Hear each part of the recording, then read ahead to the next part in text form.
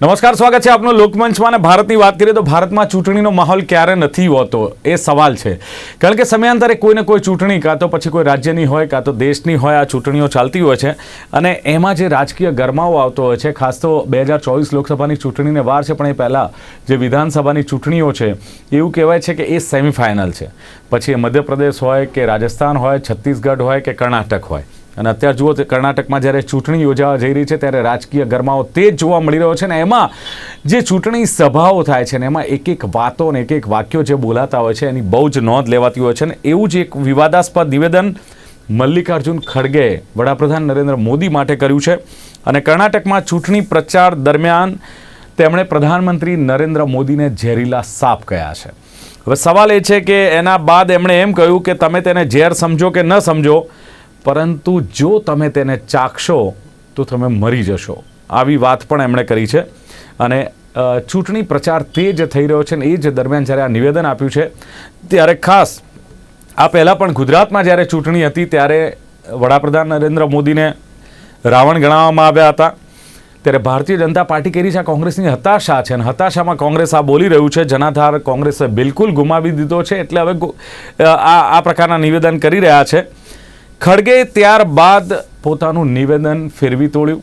એમણે ક્યાંક સ્પષ્ટતા કરવાનો પ્રયાસ કર્યો. કર્ણાટકના સિરહટ્ટીમાં જ્યારે ચૂંટણી સભા હતી ત્યારે સ્પષ્ટતા કરી કે મારું નિવેદન પ્રધાનમંત્રી નરેન્દ્ર મોદી માટે નથી, પરંતુ ભાજપની વિચારધારાને RSS માટે છે. અને તેમની વિચારધારા સાપ જેવી છે, એમની વિચારધારા ઝેરીલી છે એવું એમનું કહેવું છે. અને મેં ભારતીય જનતા પાર્ટીને સાપ ગણાવી છે એવું એમણે કહ્યું છે. ત્યારે ખાસ જે ખડગેનું આ નિવેદન છે અને ભારતીય જનતા પાર્ટી આવનારા સમયમાં જ્યારે કર્ણાટકની ચૂંટણી છે ત્યારે કઈ રીતે લેશે, અને બીજું કર્ણાટકના રાજકીય સમીકરણો ક્યાંક એવી ચર્ચા રાજકીય ગલિયારીઓમાં હતી કે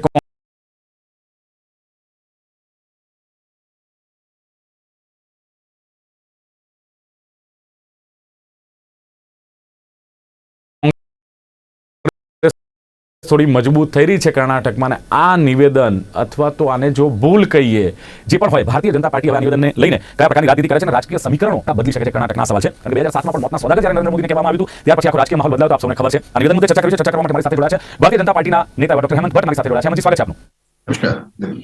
સાથે જ વરિષ્ઠ રાજકીય વિશ્લેષક દિલીપ ગોહિલ મારી સાથે છે. દિલીપજી, આપનું પણ સ્વાગત છે. અને દિલ્હીથી રાજકીય વિશ્લેષક હર્ષવર્ધન પાંડે हमारे साथ जुड़े हैं. पांडे जी, आपका भी स्वागत.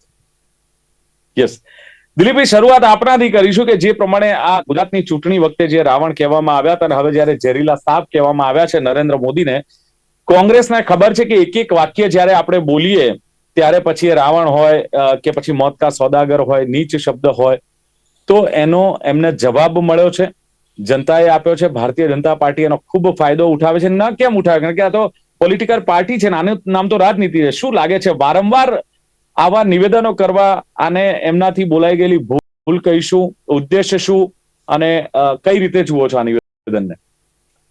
વારંવાર બોલાઈ રહ્યું છે, વાત સાચી છે. વારંવાર બોલાઈ રહ્યું છે, કોઈ કાળજી લેવામાં આવતી નથી. ભૂલ ગણો અને ભૂલથી નુકસાન થયું હોય તો એમાંથી કોઈ બોધપાઠ લેવામાં આવતો નથી.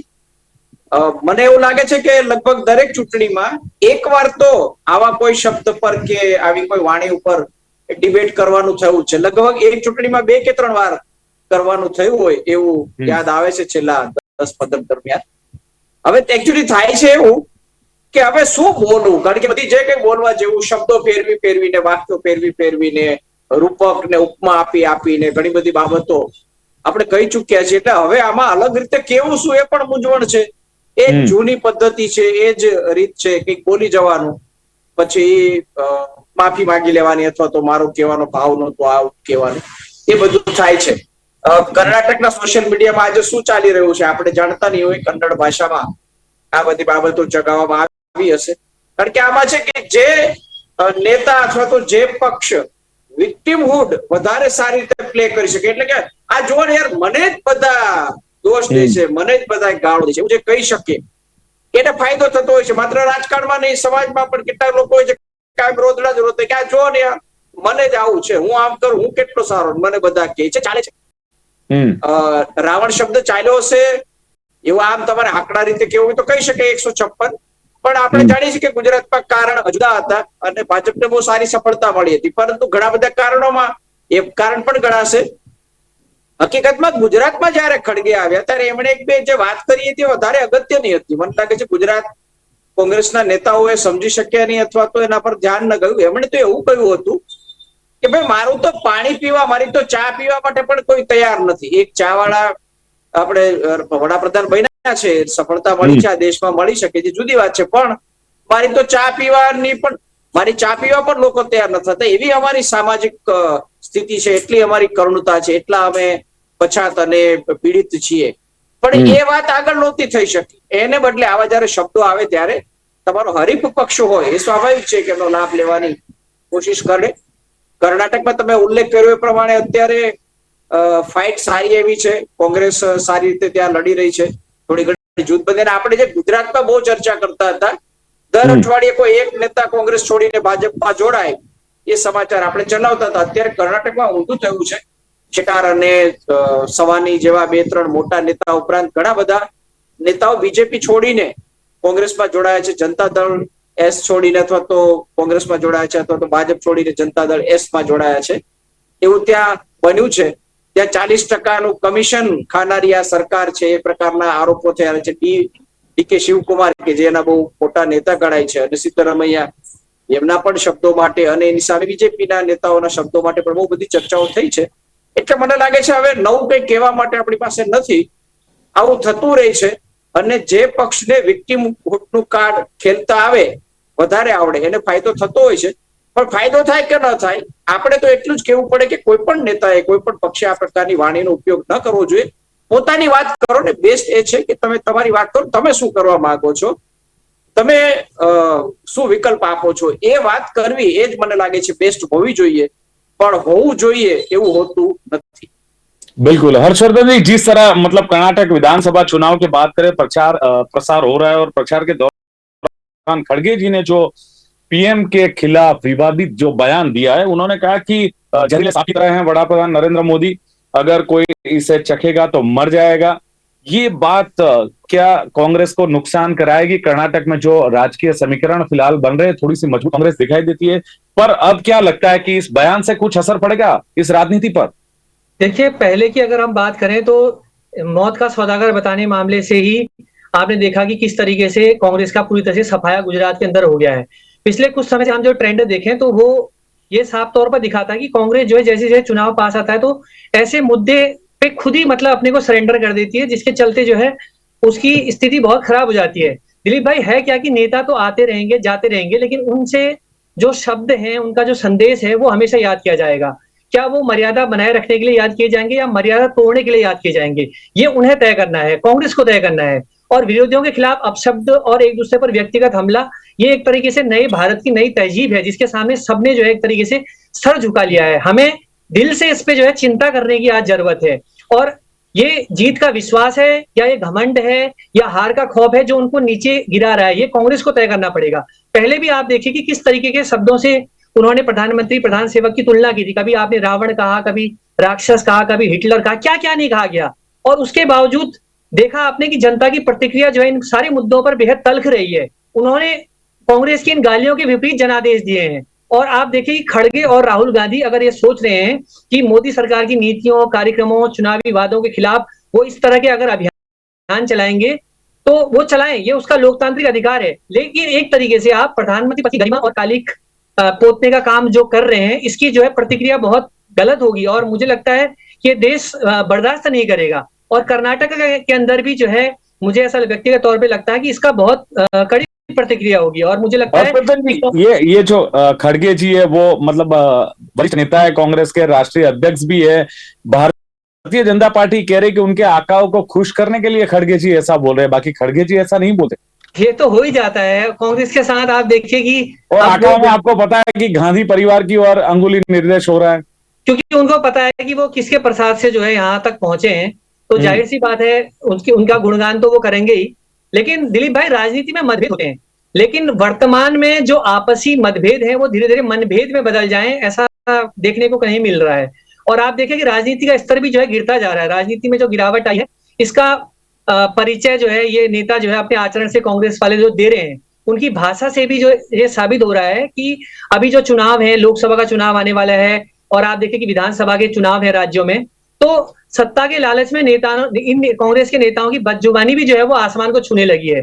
तो ये स्तरहीन भाषा का ऐसा जो प्रयोग किया जा रहा है वो मेरी दृष्टि में लोकतंत्र के बहुत विपरीत है और इससे पूरी हमारी राजनीति जो है वो प्रभावित हो रही है। इस पर हमें जो है विचार करना पड़ेगा और मुझे लगता है कि जनता को भी ये समझना पड़ेगा कि जिस नेता के बयान इतने कड़वे हैं, अभद्र हैं, वो लोकतंत्र के मंदिर में बैठे लायक हैं या नहीं है। लोकतंत्र में किसी भी नेता को ताकत और शक्ति जो है दिलीप भाई जनता के जरिए ही मिलती है, जिसका वो उपयोग करते हैं और दुरुपयोग भी करते हैं। तो वर्तमान राजनीतिक घटनाक्रम को देखा जाए तो ऐसा लगता है कि कांग्रेस एक तरीके से जो है दिशाहीन हो चुकी है, उसके पास कोई मुद्दा नहीं है और लोकसभा चुनाव का अभी समय तो बहुत दूर है, लेकिन एक तरीके से ये इस तरीके से इस तरह के बयानों के जरिए जो है हर्षवर्धन जी, जब उन्होंने अपना बयान बदला ने, जब उन्होंने बताया कर्नाटक के सीरियसटी में हट्टी में कि आपकी विचारधारा और आपके सिद्धांत गलत है और ये अकेले ही देश को बर्बाद करने के लिए काफी है, देश को खत्म कर देंगे, यहां तक ठीक था। मतलब जो उन्होंने बाद में बोला वो पहले बोलना चाहिए था उनको। ऐसा नहीं लग रहा है कि बाद में उन्होंने जो क्लैरिफिकेशन दिया वो गलत था? ये बात बिल्कुल ठीक है आपकी, लेकिन आप ये देखिए कि कांग्रेस के जितने भी बयान आए हैं, चाहे वो प्रधानमंत्री के ऊपर गए हैं, एक बात है पहले आप बयान दे देते हैं मीडिया के सामने और उसके बाद जो है पलट भी जाते हैं। आप ये देखिए कि आप कहना कुछ चाहते हैं और कर कुछ जाते हैं। ये जुबान वगैरह फिसलने वाली इस तरह की बात कुछ नहीं है दिलीप भाई। ये असल में क्या है कि मतदाताओं को बदलने की दिशा में भी आप मतलब आगे बढ़ रहे हैं, लेकिन कहीं ना कहीं मुझे नहीं लगता कि इसका बहुत ज्यादा मतलब फायदा होगा। ये एक तरीके से आप कह सकते हैं कि गांधी परिवार को खुश करने के लिए ये सब कर रहे हैं, कांग्रेस के जितने भी नेता कर रहे हैं। तो इस चीज की मर्यादा जो है वो बनी रहनी चाहिए और मुझे लगता है कि चुनाव आते समय जो है गर्मागर्मी बढ़ जाती है, सत्ता पक्ष के बीच में हो, विपक्ष के बीच में हो, लेकिन इसका मतलब ये नहीं है दिलीप भाई कि वो अपने भाषणों में मर्यादा की सारी दीवार ही गिरा दें। कई देशों में लोकतंत्र ने इसलिए मजबूती हासिल की है क्योंकि वहां राजनीति जो है प्रत्येक स्तर पर जो है पारदर्शिता को महत्व दिया जाता है। नेता व्यक्तिगत तौर पर भले ही मतलब चुनाव में आरोप प्रत्यारोप लगाएं, लेकिन इस तरह की प्रतिक्रिया जो है कहीं देखने को नहीं मिलती है। और मुझे लगता है कि सुप्रीम कोर्ट ने 1996 में का एक निर्णय मुझे ध्यान आ रहा है, उसमें साफ साफ लिखा है कि राजनीतिक पार्टियों के बड़े नेताओं की उतनी जिम्मेदारी है कि वो ऐसी भाषा का उपयोग करें जिससे उनसे नीचे वालों को प्रेरणा मिले। अब आप सोचिए कि खड़गे जैसे नेता अगर इस तरह की बयानबाजी करें तो क्या वो प्रेरणा देने का काम कर रहे हैं? आप अकेले खड़गे नहीं है, मैदान में बहुत सारे ऐसे नेता है, बहुत सारी पार्टियों के जो ऐसे मतलब बयान देते हैं। પણ ભટ્ટ સાહેબ આમ તો છે ને, તમને આ ડિબેટમાં આ જે મુદ્દો છે એમાં તમને સવાલ કરવો બહુ અઘરો છે, કારણ કે જે બોલ્યા છે ખોટું બોલ્યા છે, પહેલી વસ્તુ તો આ ભાષા જ ન હોવી જોઈએ, આપણે સ્વીકારીએ છીએ, પણ એઝ એ સ્પોક પર્સન જો તમને સવાલ કરીએ તો આનો સીધો લાભ ભારતીય જનતા પાર્ટી લેવાનો પ્રયાસ કરશે જ, કારણ કે ભૂતકાળમાં મોત કા સોદાગર હોય, નીચ હોય, રાવણ હોય, રાક્ષસ હોય, જે કંઈ કહેવામાં આવ્યું છે એનો સીધો ફાયદો ભારતીય જનતા પાર્ટીને થયો છે। કર્ણાટકમાં ભારતીય જનતા પાર્ટીની સરકાર સામે ક્યાંક કોંગ્રેસ ટક્કર લેતી હતી, હવે ભાજપ માટે ખુશીની વાત છે કે ચલો એક વિવાદિત નિવેદન તો આવ્યું છે, એના પર રાજનીતિ થશે। દિલીપભાઈ, મલ્લિકાર્જુન ખડગેજીનું જે નિવેદન છે એની સાથે સાથે ખડગેજીએ પહેલા પણ જે નિવેદન નરેન્દ્રભાઈ માટે આપ્યા છે એને પણ આપણે યાદ કરી લેવા ઘટે। અત્યારની વાત નથી, છેક 4 નવેમ્બર 2018 દિવસે ખડગેજીનું એવું નિવેદન છે કે મોદી એ હિટલર છે, મોદી એ રાવણ છે, એવું પણ એ પહેલા બોલેલા છે। અને મોદી સાહેબને ઉંદર સાથે સરખાવીને કે મોદી કો ચૂહા હે એવું 19મી ડિસેમ્બરે 2022માં આપણે ગુજરાતના ઇલેક્શન વખતે કહ્યું। મને એવું થાય છે કે ક્યાંક ને ક્યાંક નરેન્દ્રભાઈએ તો ઘણી બધી વખત એમના સંભાષણમાં કહ્યું છે કે ડિક્શનરીમાં એક પણ શબ્દ અપશબ્દ બાકી ના હોય, બધા જ શબ્દો મારા માટે માંડીને જે કોઈ વિપક્ષોએ છે એમણે મારા માટે ઉપયોગ કર્યા છે। સૌથી વધારે એમાં દુઃખની બાબત એ છે, મોત કા સોદાગર તો આપણે 2007ની વાત કરીએ છીએ, હમણાં પવન ખેરાજીની જયારે કોઈ એક કેસમાં ધરપકડ થઈ ત્યારે દિલ્હીમાં પાર્લામેન્ટ પાસે રણદીપ સુરજેવાલાજી સાથે કોંગ્રેસના વરિષ્ઠ નેતાઓની હાજરીમાં મોદી તેરી કબર ખુદેગી જયારે એવું બોલાય ને, ત્યારે પ્રધાનમંત્રી માટે જયારે આવું બોલે ને ત્યારે દેશનો કોઈ પણ તટસ્થ નાગરિક હોય ને એને દુઃખ થાય સ્વાભાવિક છે। નરેન્દ્રભાઈ એવા તો કયા કામ કર્યા છે કે જેના માટે થઈને તમારે આટલો આક્રોશ આવા અપશબ્દોમાં વ્યક્ત કરવો પડે?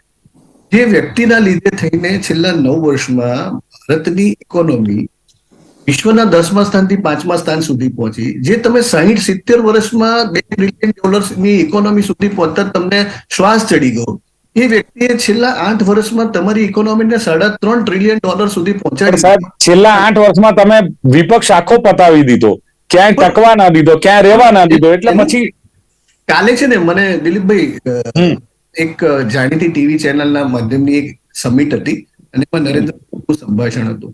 ખરેખર ખૂબ મનનીય સંભાષણ હતું. વિગતોની દ્રષ્ટિએ એમણે કહ્યું કે શા માટે આ બધા વિપક્ષો આટલી બધી કાગરોળ અને રોકકળ કરે છે. એની પાછળનું કારણ એ છે કે પહેલા જ્યાં એમને લાભ મળતા હતા, જુદી જુદી સરકારી યોજનાઓના માધ્યમથી બધાને જે ભાગબટાઈ મળતી હતી, એમાં ભ્રષ્ટાચાર પૂરેપૂરો આવી ગયો. એ બધા છીંડા મેં બંધ કરી દીધા છે. એમણે ખૂબ સરસ દાખલો આપ્યો કે આ જેમની જે ટ્રિનિટી થઈ, જનધન આધાર મોબાઈલ, એના લીધે થઈને 10 કરોડ જેટલા ભૂતિયા લાભાર્થીઓ શોધી કાઢ્યા સરકારે. મનરેગા જે યોજનામાં 40,000 કરોડ રૂપિયા સરકારને બચ્યા અને જે આપણે આ ડીબીટી ની યોજના કરી એના લીધે 28.5 લાખ કરોડ રૂપિયા દેશના નાગરિકોને સીધા કોઈ સરકારી અધિકારી વગર સીધા એમના ખાતામાં જમા એટલે થયા. ભ્રષ્ટાચાર નાબૂદ થઈ ગયો જેવું સમજવું ડોક્ટર હેમંત ભટ્ટ? આપણે દિલીપભાઈ હંમેશા કોઈ પણ બાબતને આપણે એવી રીતે ના લઈએ કે ના હવે બધું સ્વર્ગ જ છે ને ક્યાંય કોઈ દુઃખદ નથી. નહીં, વાતો એવી થઈ રહી છે કે હવે સ્વર્ગ જ છે, બધું સુખ જ સુખ છે. ભારતીય જનતા પાર્ટીની પરંતુ દેશનો સામાન્ય નાગરિક એટલું સમજે છે કે નરેન્દ્રભાઈએ પોતાના પરિવારના એક પણ સભ્યને લોક કલ્યાણ માર્ગ પર પણ ક્યારેય બોલાવ્યા નથી. પોતાની માતાજીને એક દિવસ એમણે બોલાવ્યા એ સિવાય. અને સાથે સાથે આ દેશને માટે કે કરી છૂટું એ અદમ્ય ભાવનાથી નરેન્દ્રભાઈ જે કામ કરી રહ્યા છે એને માટે દેશનો દરેક નાગરિક જાણે છે કે આ વ્યક્તિ દેશને માટે ખોટું નહીં કરે. અને એને તમે આવા અપશબ્દો બોલો ને ત્યારે એની બહુ મોટી અસર થતી હોય. જ્યાં સુધી કર્ણાટક છે ત્યાં સુધી આખી હવા ઉભી કરવાનો કોંગ્રેસે પ્રયત્ન કર્યો. 40% કમિશન વાળી સરકાર ને કોઈ કામ થયા નથી. પરંતુ તમે જમીનના લેવલ પર કામ જુઓ તો કર્ણાટકમાં ઇન્ફ્રાસ્ટ્રક્ચર થી માંડીને એમનો અપર ભદ્રા પ્રોજેક્ટ જે પેલો સિંચાઈ વાળો પ્રોજેક્ટ છે જેને કેન્દ્ર સરકારે 5,300 કરોડ રૂપિયા આ વખતે બજેટના ફાળવ્યા છે, એના લીધે થઈને આખા ઉત્તર કર્ણાટકમાં જે સિંચાઈની યોજનામાં જે આમૂલચૂલ પરિવર્તન આવ્યું છે એની સાથે અનેક યોજનાઓ. ચલો બિલકુલ ભટ્ટ સાહેબ, એનો લાભ તો હવે ભાજપને આવનારા દિવસોમાં મળે છે, કેટલો મળે જોવાનું. પણ દિલીપભાઈ, સવાલ એ છે કે ભારતીય જનતા પાર્ટીની વાત કરીએ તો ભારતીય જનતા પાર્ટીને કર્ણાટકમાં જેમ હેમંતભાઈ કહી રહ્યા છે કે વિકાસના કાર્યો કર્યા છે અથવા જે કંઈ થયું હોય, પણ એનો લાભ એને આ નિવેદનનો પણ મળવાનો છે, જો નિવેદન પર જ હું આવું તો. અને બીજી વસ્તુ એ છે કે આફતને અવસરમાં પલટવામાં ભાજપ માહિર છે. ભલે પછી કોંગ્રેસ કદાચ એમાં, કારણ કે કોંગ્રેસ માટે પણ ઘણી બધી વાતો થઈ છે. 50 કરોડની ગર્લફ્રેન્ડ થી માંડીને કદાચ દેહાતી औरत કહીએ કે મોની બાબા કહીએ કે કોંગ્રેસ કી બહુ કહીએ, ઘણી બધી બાબતો બોલવામાં આવી છે. પણ કદાચ કોંગ્રેસ આનો સીધો લાભ નથી ઉઠાવી શકતી ને ભારતીય જનતા પાર્ટી સામે કે વડાપ્રધાન સામે કોઈ નિવેદન આવે તો એ ચર્ચાના ચકડોળે ચડે છે. હા, એટલે મેં શરૂઆતમાં જે કહ્યું, મારો કહેવાનો ભાવ એ જ હતો કે તમને વિક્ટિમ કાર્ડ પ્લે કરતા કેટલું સારું આવડે છે. તમે ઉલ્લેખ કર્યો એ બરાબર જ છે. 50 કરોડની ગર્લફ્રેન્ડ ને કોંગ્રેસની વિધવા, એ બધા શબ્દોનો પ્રયોગ થયો છે, પણ સામા પક્ષને એટલો ફાયદો ઉઠાવતા નથી આવડતું. એની પોતાની બીજી બી નબળાઈ છે. એટલે એવું છે કે તમે પક્ષી રીતે મજબૂત હો, તમારું સંગઠન મોટું હોય, નેટવર્ક મોટું હોય, આજે તમે ભંડોળની દ્રષ્ટિએ જુઓ કેટલો ફરક પડ્યો છે. એક તરફ એક પક્ષ પાસે અઢળક નાણું છે અને બાકીના પક્ષો પાસે માંડ સર્વાઈવ થવા એટલું નાણું છે. કારણો કંઈ પણ હશે, સત્તામાં હોય એને વધારે ફંડ મળે એ આપણે જાણીએ છીએ. પણ હવે જે ગેપ હોય બહુ વધી ગયું છે. પશ્ચિમ બંગાળમાં પણ માત્ર નેતા નહીં પણ વડાપ્રધાન પદ એવા છતાં દીદી ઓ દીદી, દીદી ઓ દીદી એ રીતે જે બોલતા હતા એ કઈ બહુ સારું લાગે એવું નહોતું. પરંતુ હવે ત્યાં તો દીદી જીત્યા અલગ કારણોસર. યુપીના ઇલેક્શન દરમિયાન બી બહુ બધા બોલ્યા છે. એટલે આમાં કહેવાનો ભાવ એ છે કે બધા જ બોલે છે. બીજેપીના નેતાઓ પણ બોલે છે. વડાપ્રધાન નહોતા ત્યારે નરેન્દ્ર મોદી પણ 1-2 વાર એવું બોલ્યા છે અને એ પછી જે આપણે તમે ઉલ્લેખ કર્યો એ પ્રકારનું બધું બોલ્યા જ છે. પણ ફાયદો કોણ ઉઠાવે છે અને કેવી રીતે ઉઠાવે છે આખી બાબત અલગ છે. બીજું, તમે પક્ષ તરીકે મજબૂત હો, તમારું સંગઠન તમારી પાસે કાર્યક્રમની આગળ. બીજું આપણે જાણીએ છીએ આઈટી સેલ દ્વારા શું થાય છે. આ કોઈ એક જૂથ પેદા કરવા માટેનું કારખાનું ચાલે છે. એ બાકીના પક્ષો થોડા મોડા શીખ્યા, બીજેપી બહુ વહેલા શીખી ગયો હતો.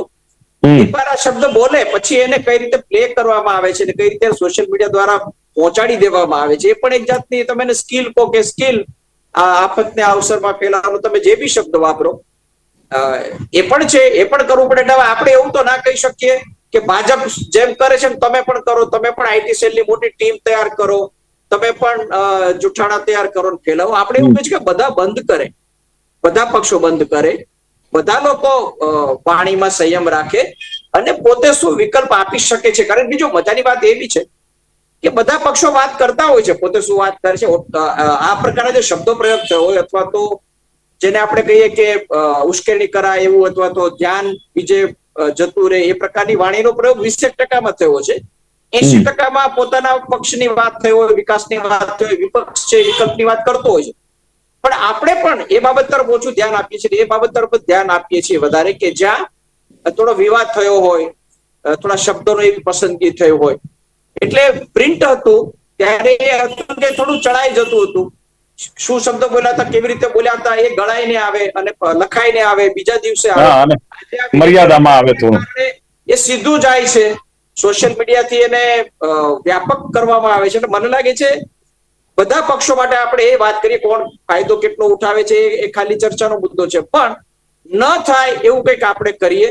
અને આ મને લાગે છે ઇગ્નોર બી થવું જોઈએ. ઘણીવાર આવું થતું હોય તો મને લાગે છે ઇગ્નોર કરવું એ જ बेस्ट છે. चलो हर्षवर्धन जी, जिस प्रकार दिलीप जी कह रहे हैं कि इसको इग्नोर करना चाहिए, पर जो सोनिया गांधी के मौत के सौदागर से शुरू हुआ था और उसका अंत क्या हुआ हम सब जानते हैं. क्या लगता है अब इस बात का जिक्र कर्नाटक के पूरे चुनाव में होगा? भाजपा इसका फायदा ले पाएगी? और अगले दिनों की बात करें जब कांग्रेस ने भी ऐसे विवादित बहुत सारे बयान दिए, उसका फायदा कांग्रेस नहीं ले सकी, भाजपा इसमें माहिर है. वो तो है, क्योंकि नैरेटिव को बनाना और लोगों तक पहुंचाना इस वाले में तो खिलाड़ी आदमी है भारतीय जनता पार्टी, इसमें कोई दो राय नहीं दिलीप भाई. लेकिन जहां तक दिलीप भाई जी ने जो बात कही, मैं उनकी बात से पूरी तरह से सहमत हूं. और यहाँ पर दिलीप भाई मैं ये कहना चाहता हूं कि नेताओं की स्तरहीन भाषा को बढ़ावा देने में आज मीडिया भी बहुत बड़ा रोल निभा रहा है.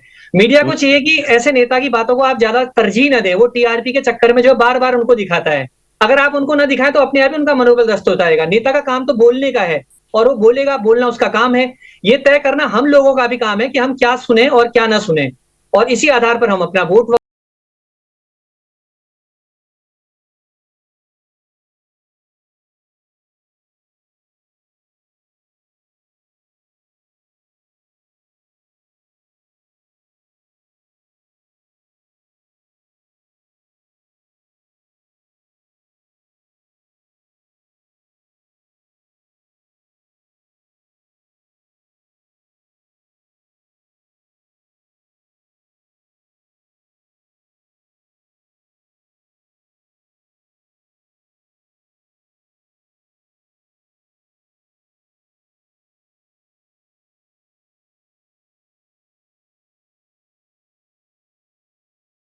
वगैरह करें, क्योंकि तरहीन भाषा का प्रयोग करने वाले में पक्ष में भी कमी है और विपक्ष में भी कमी है. दोनों तरफ से हो रहा है इस्तेमाल जो है. और मुझे ऐसा लगता है भाई कि न्यायपालिका की भी इसमें बहुत बड़ी भूमिका होनी चाहिए, क्योंकि एक ऐसा कोई कानूनी प्रावधान लाना चाहिए इससे, जिससे कठोर सजा का प्रावधान हो, तभी इन नेताओं की जुबान पे लगाम लग सकता है. और दूसरी बात मैं कहना चाहता हूं कि निर्वाचन आयोग की भूमिका दिलीप भाई बहुत सीमित हो गई है. अमर्यादित भाषण जिस तरह के होते हैं उसमें उसकी भूमिका बहुत सीमित नजर आती है. और निर्वाचन आयोग ऐसे जितने भी मामले आते हैं उसमें अधिक से अधिक अपनी असहमति जता देता है, चेतावनी देता है या फटकार लगा देता है. यही तक सीमित है. तो चुनाव आयोग के पास कोई ऐसा अधिकार नहीं है. સમયની મર્યાદા છે માન્ય સાહેબ. ડોક્ટર હેમંત ભટ્ટ જે પ્રમાણે શોર્ટમાં હું એમ કહીશ કે જે પ્રમાણે એમણે કહ્યું છે, કોંગ્રેસ કહે છે કે આ તો વિચારધારાની વાત હતી ભાજપની, અને વિચારધારામાં એ લોકો એમ કહે છે જે પ્રમાણે નફરતની રાજનીતિ જે દેશમાં જોવા મળી રહી છે અને નફરતનું વાતાવરણ છે, એમાં તમે ઈડીનો, સીબીઆઈનો, આઈટીનો જે દુરુપયોગ કરો છો, એમાં રાહુલ ગાંધીની વાત કરીએ, મનીષ સિસોદિયાની વાત કરીએ, ગુજરાતમાં યુવરાજસિંહની વાત કરીએ, આ વિચારધારા સાપ જેવી છે, એવું કેવું છે?